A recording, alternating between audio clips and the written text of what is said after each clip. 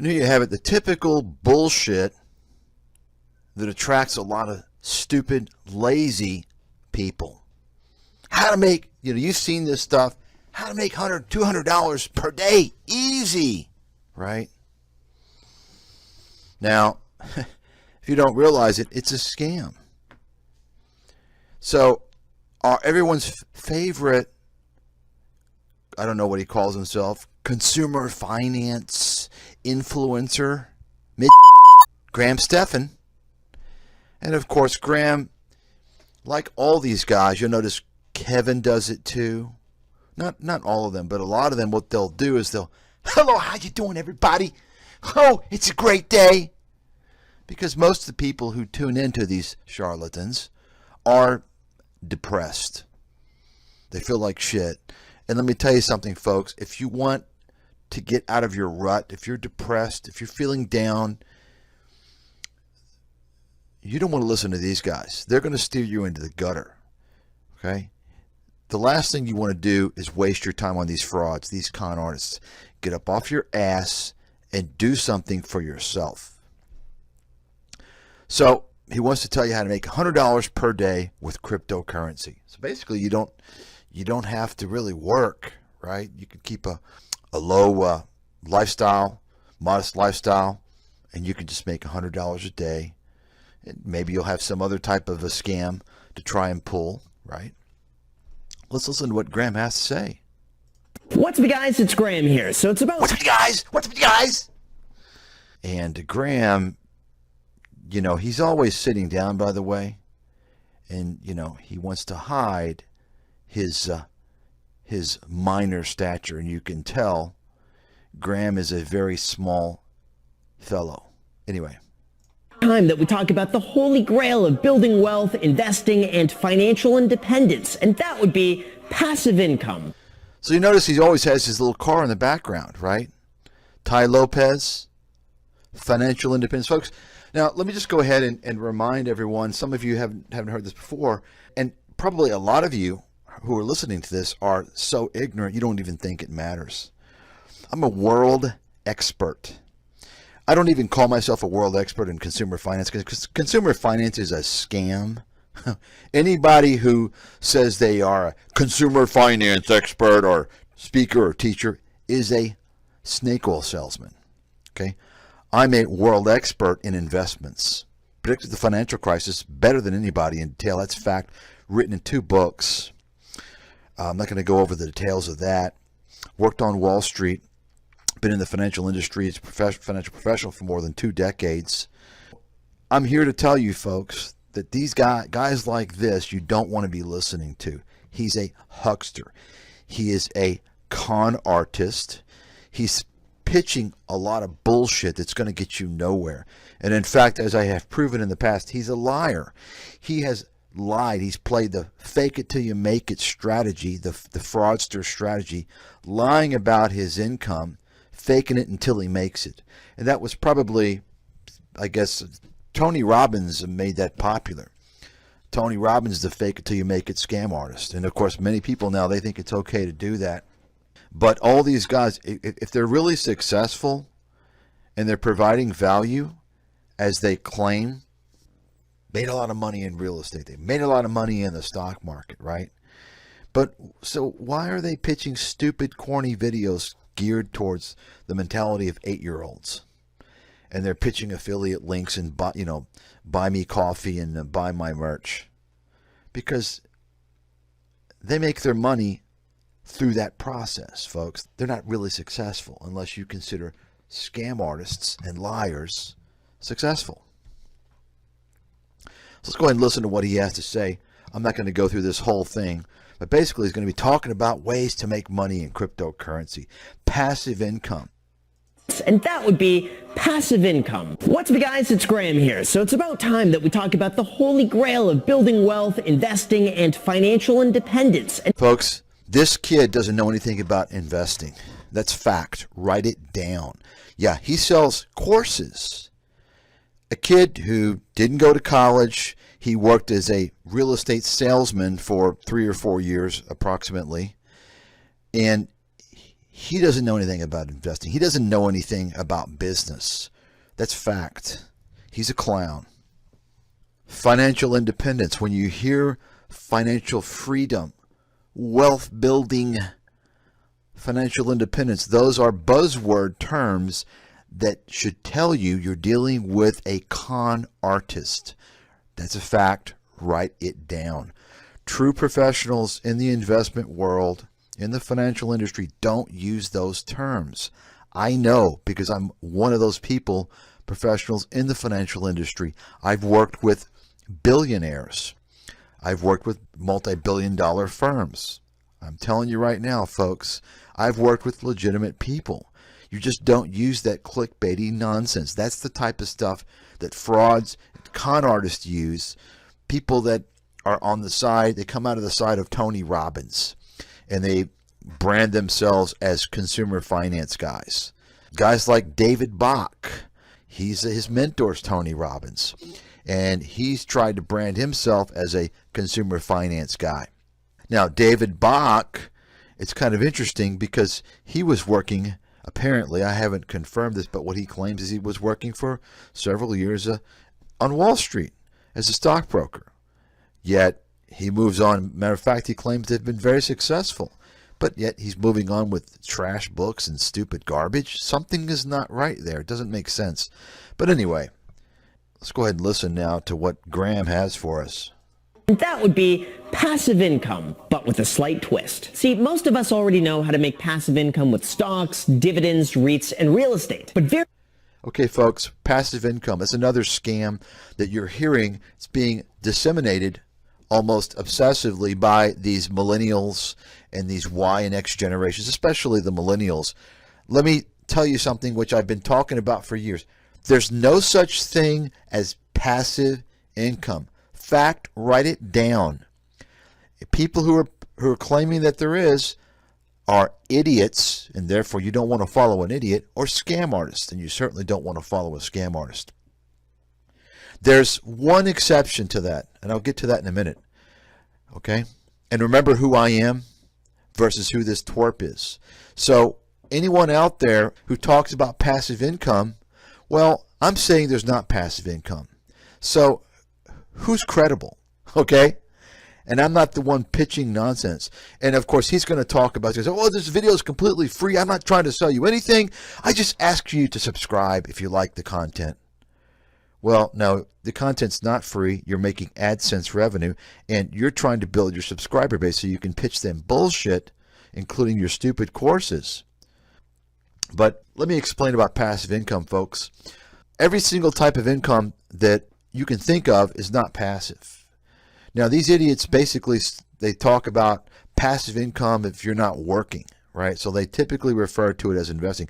I've even seen somebody talk about passive income as being a residual revenue or income from writing a book.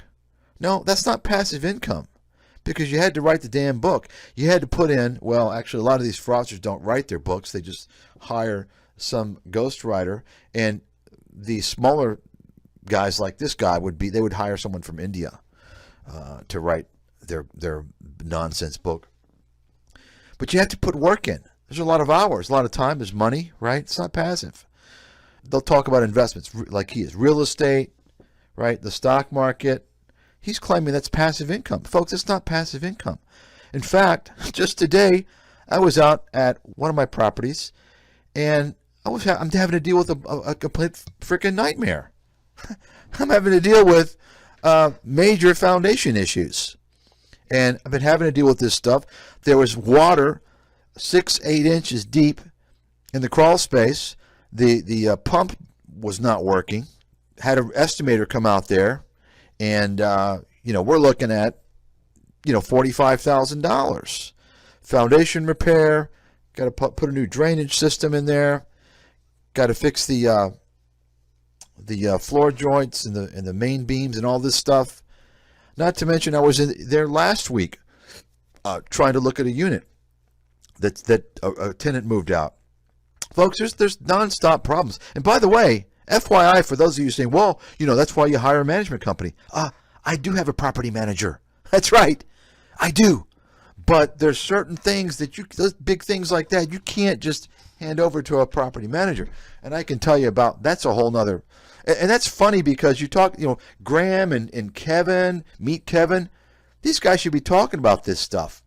If they were really, they're obviously, there's something strange. I don't even know if they have investment properties. There's a lot of information that people should know about property management. I'm not going to get into that today.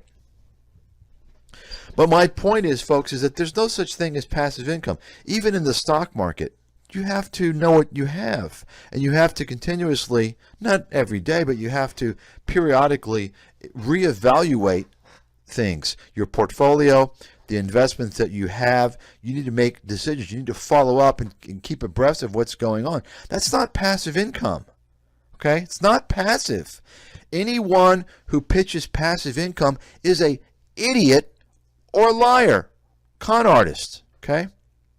Now, I mentioned earlier that there's one exception. And by the way, all this discussion I'm giving you is on the fly. I haven't thought about it. It's on the fly. It's completely off the top of my head. I'm not doing some BS presentation to suck you in, because I know most people that hear this, it's going to fly past their head anyway. They want to hear ways to make money. It's funny. I'll tell you a little story if I remember later on about this millennial guy, referring to when I'm cautioning him about risk. But so investments, right? It's not passive. It's not passive income. Okay? It's not passive income. I received was it last week, in the course of, I guess, 2 to 3 days, I received dividend income of about $20,000. Okay? I think it was 2 or 3 day period. I think it was $25,000, something like that. That's not passive. It's not passive income, because I had to do the work, and I continue to have to do the work to reassess these companies paying those dividends. It's not passive, folks. It's not passive. Now, the exception that I mentioned early on in this discussion, there might be another exception. I'd have to think about it. But there's the one exception I would mention is it is passive income only if, say, somebody gives you the asset, right? You inherit the asset, or someone gives you the asset, and in that case, you could argue that it's still not passive income.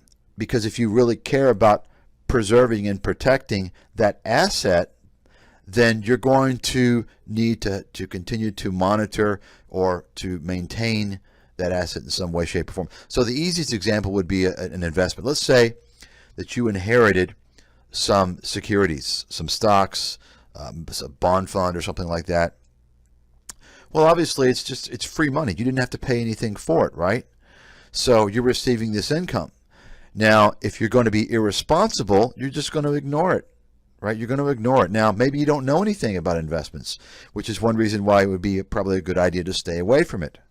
So that's kind of one exception of passive income, but you're not generating passive income that way. Something is given to you, okay? But if you work hard for your money and you're going to invest in real estate or the stock market, it's not passive, because you don't want to lose that principal investment.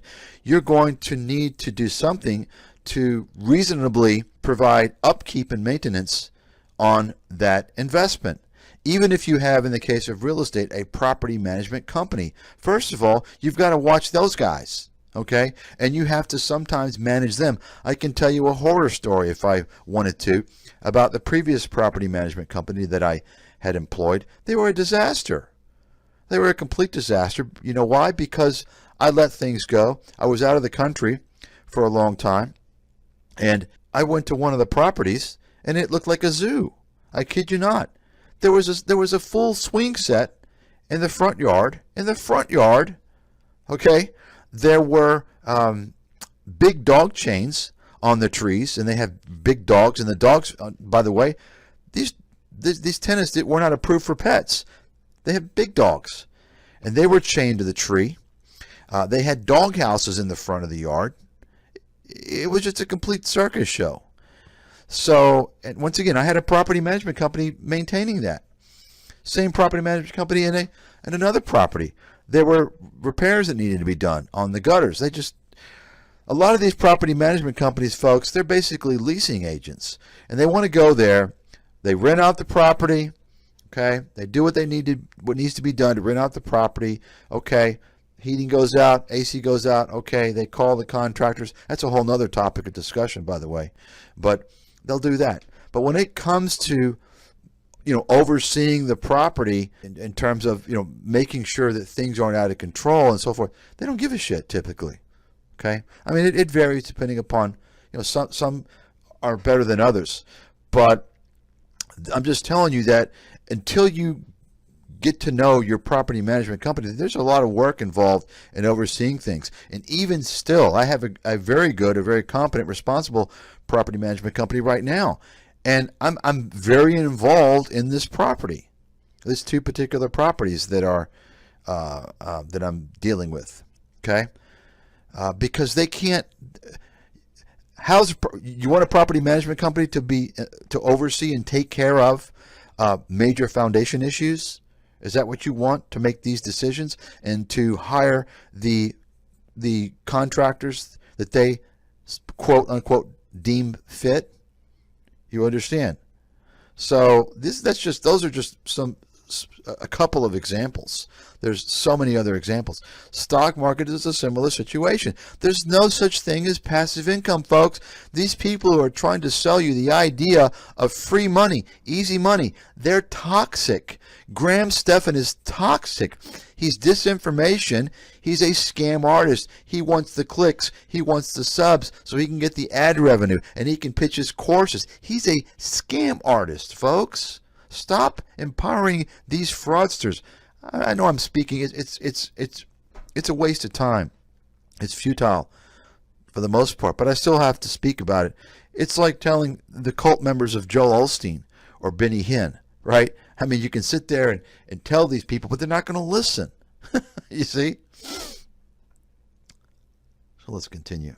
Very few people realize that they can make passive income with cryptocurrency, and even fewer people realize just how much money they can make. So let's go over a few of the ways that you could begin earning passive income with cryptocurrency as a complete beginner. You notice how how you can earn passive income. Folks, let's listen to this again. I just now noticed this. They can make. So let's go over a few of the ways that you could begin earning passive income with crypto. Notice that emphasis on the passive. It reminds me of somebody, actually. Let's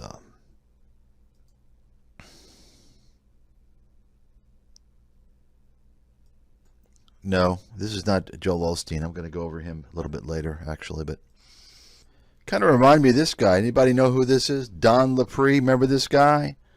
Listen. The second way to make money that I stumbled onto was placing tiny classified ads in the newspaper. If you create and test one tiny classified ad. Now, of course, it's a little more exaggerated, but clearly Graham Stephan he's from the same tribe, same ilk, same scum, pulling the same bullshit. No doubt about it. What's different than this guy? Nothing. These guys, folks, selling their courses, they're no different than Don Lapre. And Don Lapre, he had a tragic ending. He was put in jail for scamming, for his various scams, and I believe he committed suicide in jail. And to be honest with you, the lives that these people destroy with their bullshit, I have to believe that I'd like to see that happen to them as well, because I care for the society.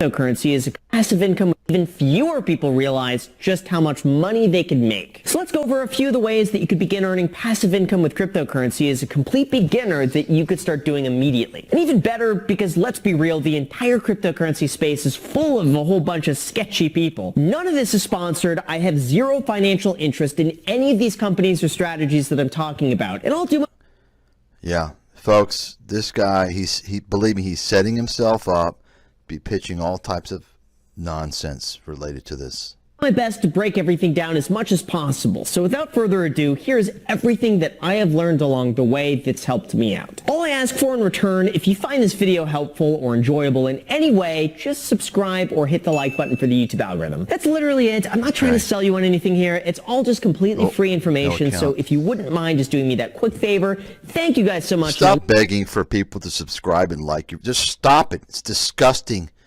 You shameless loser.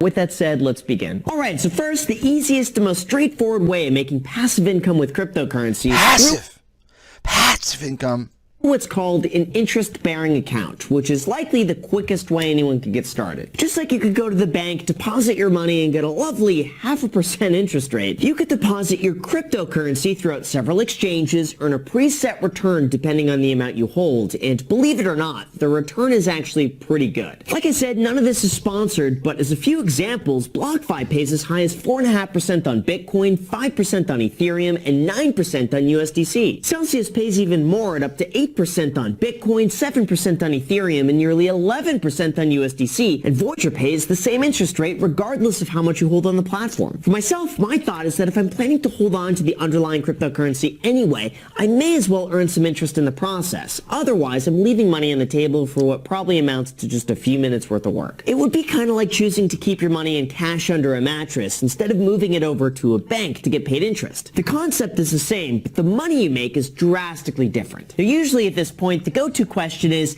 how are they able to pay out such high interest rates when banks are barely able to pay out anything? And that. So you'll notice he's trying to disparage any critics of what he's trying to say there, right? He wants to make you feel like an idiot for questioning those interest rates. Folks, let me just go ahead and discuss something right now. When these banks are paying you an interest rate, they're banks. They're credible. And they have FDIC insurance, Federal Depository Insurance, okay, for each account up to $250,000. Now, I'm not saying all accounts are insured by the FDIC, but most of them are. All you have to do is make sure, okay, because some types of accounts are not. Some types of money market accounts, but these accounts in cryptocurrency, they're not guaranteed. Nothing is guaranteed. In fact, there's probably some types of lockups that they insist on. In other words, you decrease your liquidity. And aside from all that, who the hell is going to buy cryptocurrency? You have to be a stooge. It's a scam. You lose your money, that's it, buddy. That's it. You can go to nobody to get your money back, right? And if they're paying out these high rates of interest, what's going on? I'll tell you what's going on. It's fueling the speculative bubble in cryptocurrencies, the pyramid scheme, which I've been talking about for several years, which nobody in the crypto space wants to mention. How cryptocurrencies began as a peer-to-peer decentralized means of low fee transfer, right? Peer-to-peer. You to me, we transfer money between us. It's very low fees, right? And nobody else is involved. No one's talked about the fact that the exchanges, which are run by Wall Street and venture capitalists for the most part, they've turned cryptocurrencies into a casino, and it's a fee machine. It's a fee generating machine, aside from the fact that every single trade is potentially ripping you off because they basically determine what the buy and sell price is, right? There's a bid and an ask. There's a spread between the cryptocurrencies. They decide. And let me just say, the whole selling of order flow in the stock market, I've already addressed this with my clients a couple of years ago. That's created a big problem in the stock market of huge spreads in many cases. And the market makers who are buying the order flow, they're able basically to steal money from investors who are putting market orders in. The situation is bad enough on Wall Street. Of course, the SEC has done nothing about it. I've complained to them many times about banning selling of order flow. There's a criminal mafia going on there. I doubt that's going to happen. the situation with cryptocurrencies is probably 1,000 times worse. Okay, and the problem is that the vast majority of people don't even understand what I've just said in the cryptocurrency space, and if they do, they don't care. That's their problem.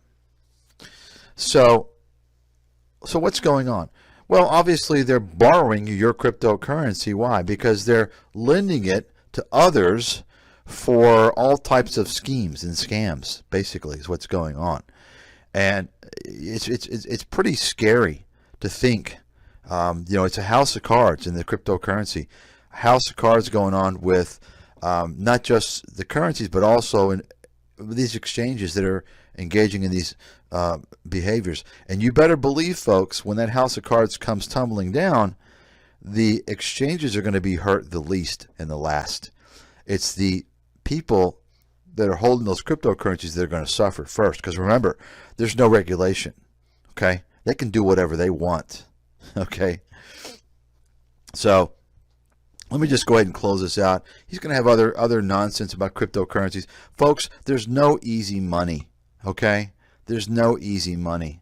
Anybody who's pointing that out to you is just a scam artist, and especially when they're making money from pitching that lie, and he's making money doing that. I'll give you another example, an analogy here. Well, you know what? You can go to Vietnam, by the way, and you can put money in the banks in Vietnam, and guess what? Interest rates they pay.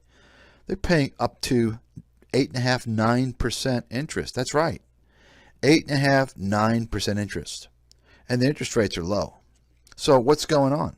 Obviously, folks, if interest rates are low and the payout for your deposit is high, there's two things you should expect.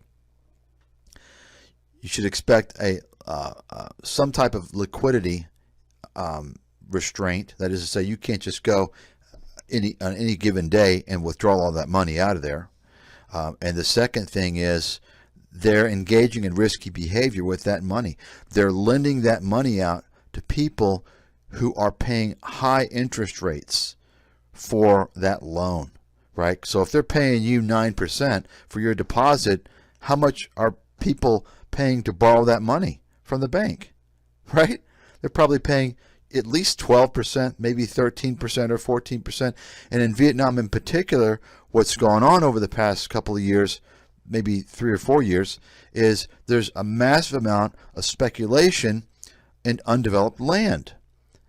So, there's a lot of speculation in undeveloped land, and people, that could cause some issues with the banking system in Vietnam. So I just wanted to point that out, okay? So, risk is important. And speaking of risk, a couple of years ago, I was having a discussion with this millennial who thought he knew everything, like most of these millennials, right? And I'm not going to get into the details, but the bottom line is I was telling him about risk. I was trying to tell this guy who is typical millennial clown who just recently got involved in the stock market, doesn't understand jack, is getting all his ideas from all these ARK investor, Shamath Palahapitapitapitapia, whatever his name is, that con man, and all these other idiots out there. Doesn't know what's going on, doesn't have an appreciation for risk. And I'm trying to explain to him about risk. And he kind of laughs. Oh yeah, you're worried about this. And folks, let me tell you something. There's two ways to learn about risk, okay? You can learn from somebody like myself who understands risk and understands the importance of risk. And the second way you can learn about risk is the hard way.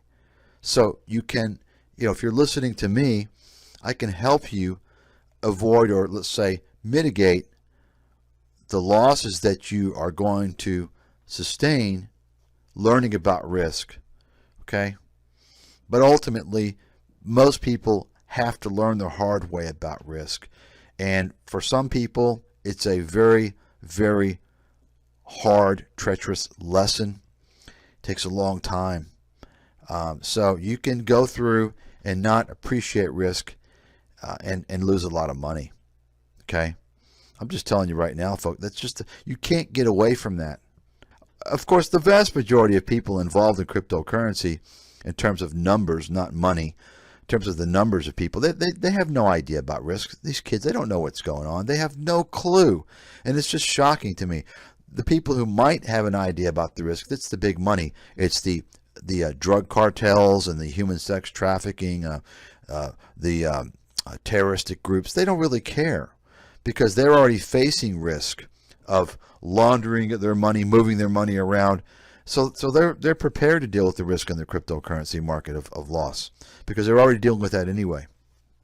But anyway, that's all I've got to say for today, folks. And the sooner you realize what I'm saying is true, to stay away from these guys and to stop looking for the next easy gravy train, the better off you're going to be in your life. Okay, just avoid all this shit. If you're doing the right thing, you're not even going to hear me or this guy or anybody else. You're going to stay off of the internet. You're going to stay off of YouTube. You're going to enjoy your life with your friends, with your family, or by yourself. Go to the park, enjoy nature. If you're wasting your life with these people, it's just you're destroying the opportunity that God gave you to live on this earth. And speaking of God, I'm going to bring Antichrist here. And listen to this guy. This guy is kind of how a lot of these charlatans come across, especially this Tony Robbins and all these guys. They want to make you feel good, uplift, motivational speaker, right? Don't get stuck in the potholes of life. Yeah. Shake off the offenses. Yeah. Shake off what somebody said. Yeah. Shake off self-pity, bitterness. God saw everything that happened to you. He knows what was unfair. He knows how you were treated. Nothing is a surprise to him. If you'll keep moving forward, he'll not only bring... Listen to the music, by the way. I mean, isn't this so contrived? How can you even, when you got people that they're playing the music, the dramatic, the emotional. I mean, it's obviously this is a con. It's a con. You out, he'll bring you out better. There you go. And you notice, by the way, this kind of raises a point. Let me just go ahead and close with this. Ever since Joel Osteen, and I'm sure there's a few others, but he's the king of motivational speaking with the religious zealots. Ever since Joel Osteen rose to fame and power, I don't know how long it's been. It's been, I guess, more than 20 years. Easily 20 years when he was very, very big. You'll notice that guys like Tony Robbins kind of shifted their strategy a little bit, right? Tony Robbins realized that he's not the so-called motivational speaker anymore as much. Joel Osteen's taken that crown. So Tony Robbins has been getting more into other things. Like now, for instance, well, more recently, I guess over the past decade, Tony Robbins, he wants to tell you he's a financial expert, right? And he's a business strategist. That's right. I mean, folks, really, I mean, you gotta, if you can't see these guys are con artists, I mean, you need to seek help. You need to seek help, because if you're chasing this bullshit dream that's being presented to you by other people looking to take your money, you're not going to get anywhere in life. Okay? If you want something, do it yourself. Rely on yourself, because you know what? If you're incompetent, if you're ignorant, you're going to learn the hard way, which is the only way, really, the only definitive way to really learn a permanent lesson. Okay?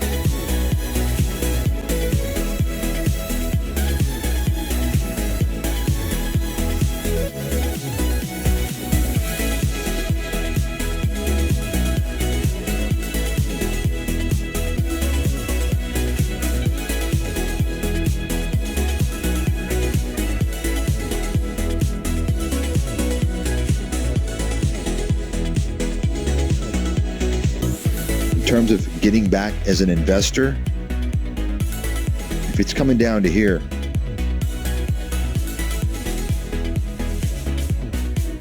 almost irrespective of what's going on, I have to believe, if I have to make a call in advance, and of course I can change depending on what happens, but I have to believe this is where you want to start doing that 18, 17, around there.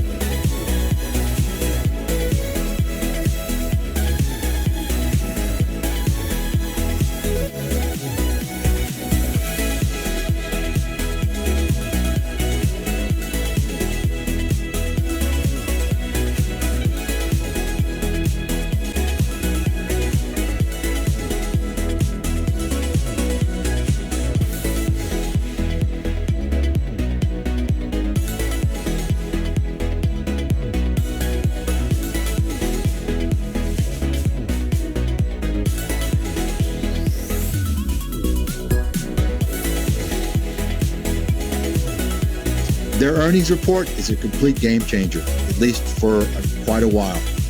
Bottom line, NVIDIA now is going to enter the realm of Tesla, Apple, and all these other big,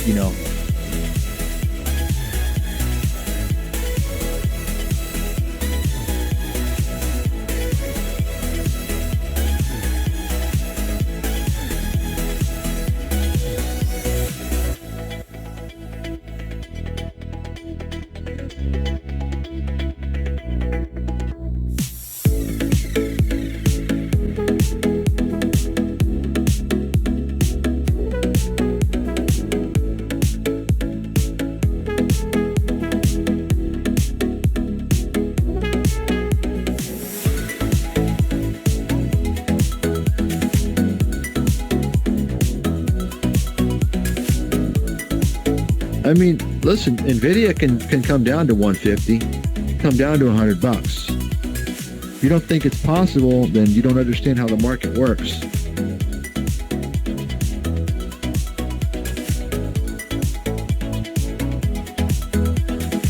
I mean, listen, NVIDIA can come down to 150, come down to $100. If you don't think it's possible, then you don't understand how the market works.